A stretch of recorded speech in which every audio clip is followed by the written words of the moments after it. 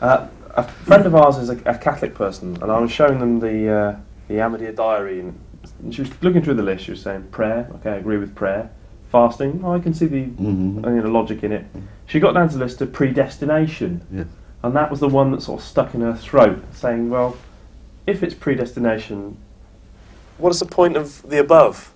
You know, if everything's predestined, then, you know... but what is predestination?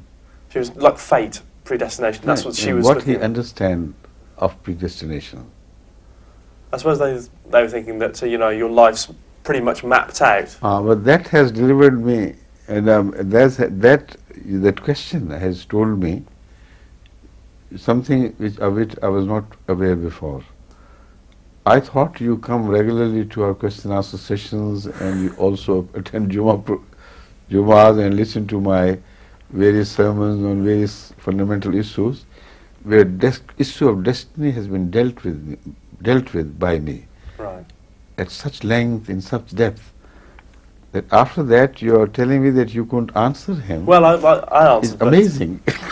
I tried my best. Huh? I tried my best. But if you had tried your best, it would have been impossible for you to feel, sort of defenseless in this. I assure you one thing. The issue of predestination is what first must be decided. He is born in a certain circumstances, to a certain family, in a certain country, with some congenital advantages, some congenital disadvantages. Can he change anything of this? So this is destiny. That's his destiny. The rest is one form of destiny. This is form of predestiny.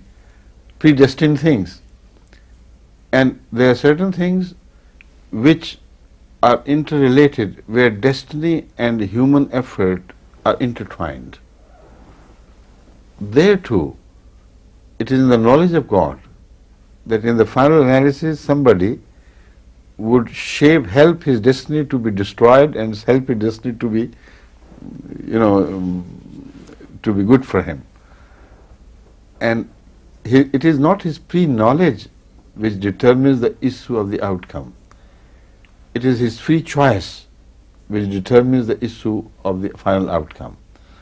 But because God has pre-knowledge of what is to come, so the knowledge of what he would do does not change, because that knowledge is dependent on the action of somebody else.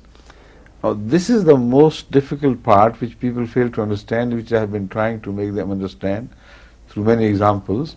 But to me it is the simplest case. There is no problem at all.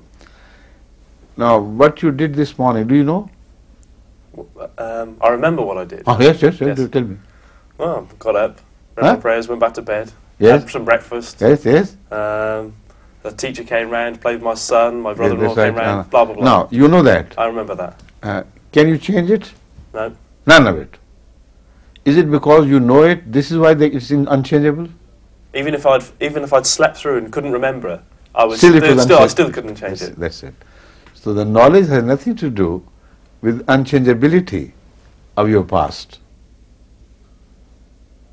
Your knowledge, but your knowledge is unchangeable as well, because the facts are unchangeable. So what precedes, the facts or the knowledge? The facts. So in relation to the future, God has the pre-knowledge exactly in the same relationship. He has the knowledge of a thing because it would happen like that. Otherwise he would not have that knowledge, because that knowledge would be false if it hadn't happened like that. See? Yes. This is predestiny. Yeah. I mean, one of the forms. There's so much more to it. No, I understand. Okay. Yeah? Thank you. Please.